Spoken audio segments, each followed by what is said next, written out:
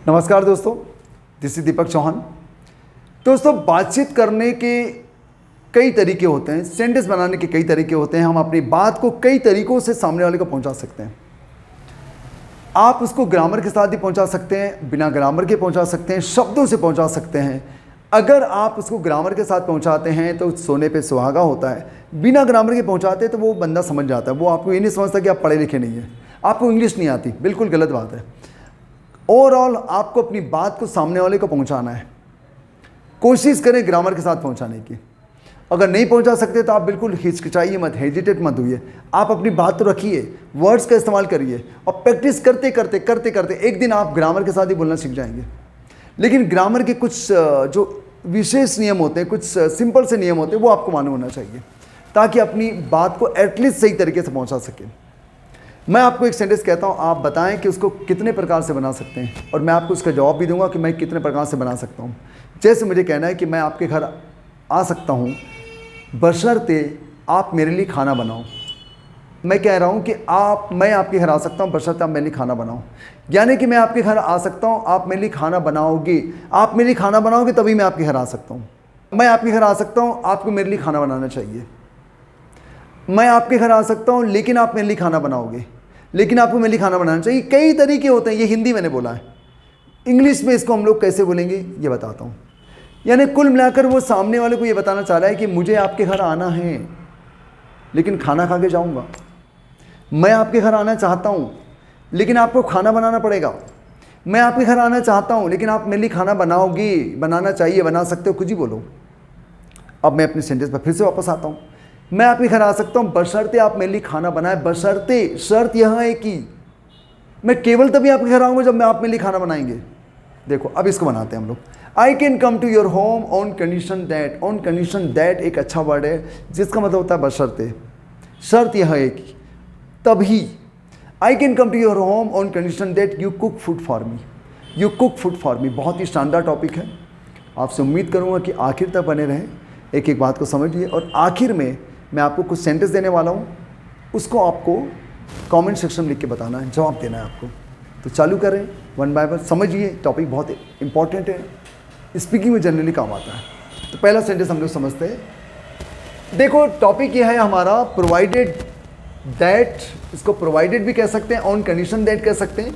आप प्रोवाइडेड में दैट भी लगा सकते हैं, प्रोवाइडेड में दैट भी लगा सकते हैं, नहीं लगाएंगे तो भी चलेगा, कोई दिक्कत नहीं है। ऑन कंडीशन दैट का आप लोग इस्तेमाल कर सकते हैं। इसका मतलब हो रहा है बशर्ते। शर्त यह है कि इस शर्त पर, केवल तभी, इतने अर्थ में हम लोग इस्तेमाल कर रहे हैं।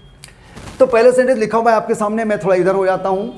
आप अच्छे से अंग्रेजी बोल सकते हैं बशर्ते आप अभ्यास करें। वेरी नाइस, क्या बात है। तो देखो यहां पर सकते हैं आ रहा है, सकता, तो पहले सेंटेंस में केन आएगा। आप अभ्यास करें, अब करें आ रहा है तो हम लोग कैसे यूज करेंगे समझो। You can speak English well provided that, या प्रोवाइडेड या फिर ऑन कंडीशन दैट, कुछ भी लगा लो तीनों में से। यू प्रैक्टिस, यानी सब्जेक्ट प्लस वर्ब का फर्स्ट फॉर्म आएगा।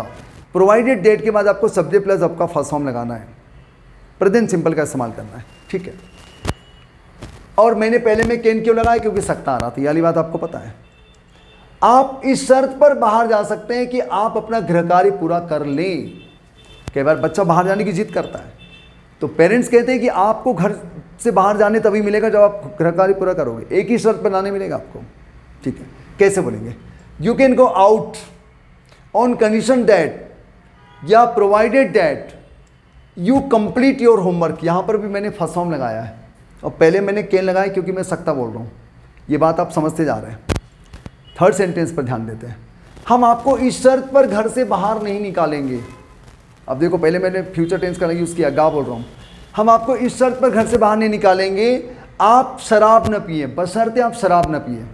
अब इस बार मैंने पहला भी नेगेटिव लिया, बाद में नेगेटिव लिया, वही तरीका है, बस नेगेटिव बना दिया मैंने।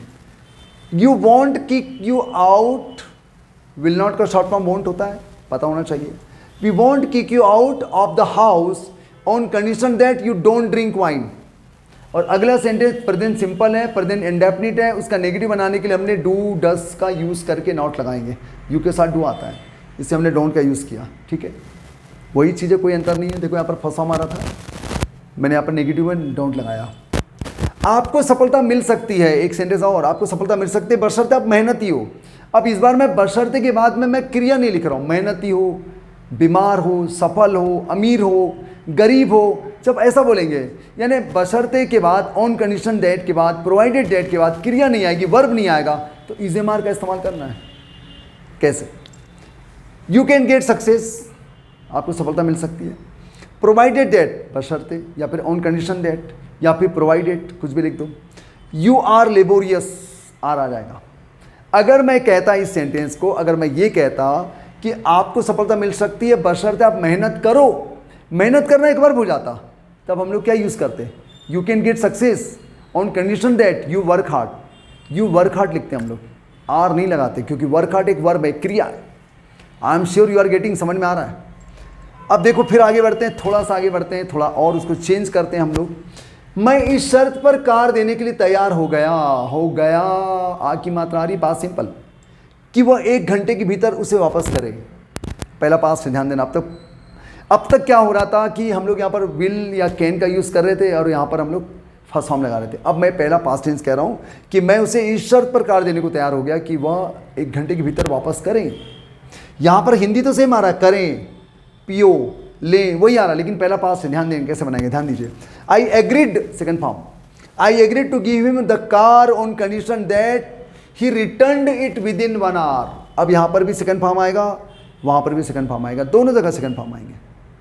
पास्ट और रूल है इंग्लिश का कि पहला अगर पास होगा तो अगले वाले को पास करना पड़ेगा, ये रूल है। एक सेंटेंस और, उसने इस शर्त पर बात की कि मैं उसका नाम अखबार में इस्तेमाल नहीं करूँगा। कई बार हमारे मोहल्ले में लड़ाई झगड़ा हो जाता है और रिपोर्टर आते हैं, पूछताछ करते हैं, तो वो कहता है कि उसने इस शर्त पर बात की, पास्ट टेंस है, ध्यान देना, उसने इस शर्त पर बात की कि मैं उसका नाम अखबार में नहीं छापूंगा, लिखूंगा। अब यहाँ पर देखो गा आ रहा है, ध्यान देना, गा को विल कहते हैं ना, कैसे बनाएंगे? शी टॉक्ड, टॉक का second form, she talked on condition that I would not, देखो विल का वुड कर दिया, पहला पास्ट है, जबकि ऊपर हमने रिटर्न किया था, I would not use her name in the newspaper.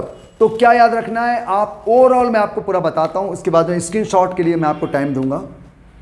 Video कैसा लगा तो मुझे बताएंगे कमेंट सेक्शन में, और बहुत से लोगों को शेयर करें प्लीज़, और कैसी वीडियो आप चाहते हैं मुझे बताइए।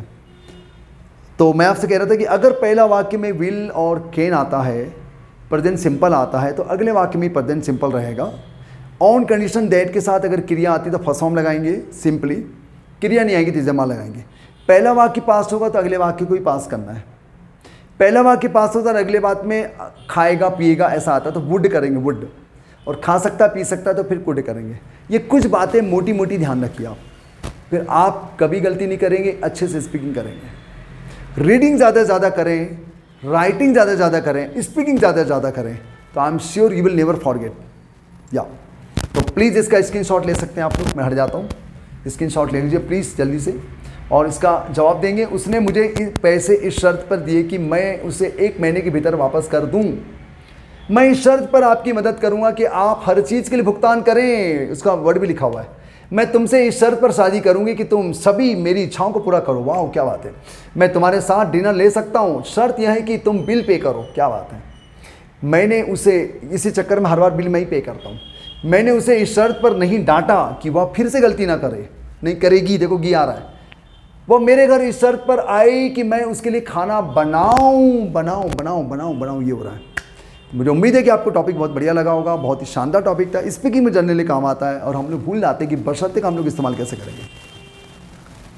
तो फिर मिलते हैं फिर नेक्स्ट टाइम एक नए वीडियो के साथ, एक नए टॉपिक के साथ। लेकिन कमेंट सेक्शन लिख के बताएंगे वीडियो कैसा लगा और किस प्रकार के वीडियो आप चाहते हैं। मैं रेनबो इंग्लिश विद दीपक में सैटरडे ऑनलाइन आता हूँ 8:30 बजे। Rainbow English with Deepak, please आइए आप, अब अपने डाउट क्लियर कर सकते हैं 8:30 to 9 o'clock, आधे घंटे के लिए रेनबो इंग्लिश विद दीपक। और ये मेरा दूसरा चैनल रेनबो इंग्लिश, जहाँ पर मैं वीडियो केवल अपलोड करता हूँ। धन्यवाद, गुड नाइट। अभी रात इस समय गुड नाइट कह रहा हूँ। मिलेंगे बहुत जल्द एक नए टॉपिक के साथ, एक नए डाउट के साथ, आपके और मेरे डाउट के साथ। Thank you.